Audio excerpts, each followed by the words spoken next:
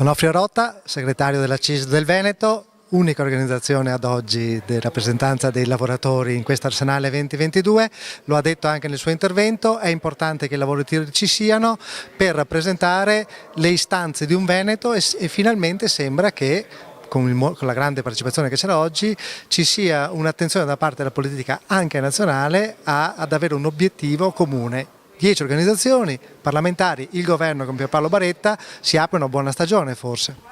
Il Veneto ha bisogno di reinterpretarsi e penso che il lavoro di Arsenale 2022 sia stato questo, come le associazioni di rappresentanza riescono ad analizzare, ad approfondire, a fare anche autocritica rispetto a come è stata gestita la crisi in questi ultimi anni, di come è il rapporto con le istituzioni, e siamo stati in grado di esprimere un progetto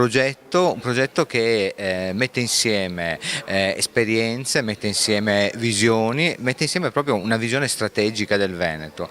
Lo slogan "Il Veneto oltre", ma io aggiungo un Veneto connesso, che deve riuscire a fare squadra non solo a livello di associazioni ma con le istituzioni territoriali, e come oggi eravamo qui presenti insieme a tutti i parlamentari del Veneto, con tutti i nostri rappresentanti alle istanze superiori del governo. Per cui oggi abbiamo iniziato un percorso impegnativo, perché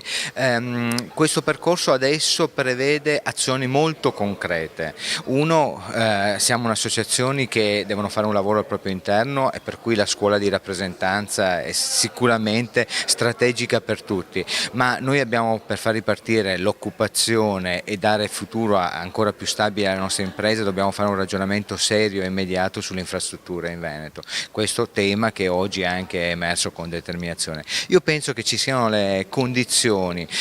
passo dopo passo. I temi sono complessi, ma proprio perché sono così complessi i temi vanno affrontati in maniera seria, sedimentando un po' tutte le varie questioni, però con grande senso di responsabilità.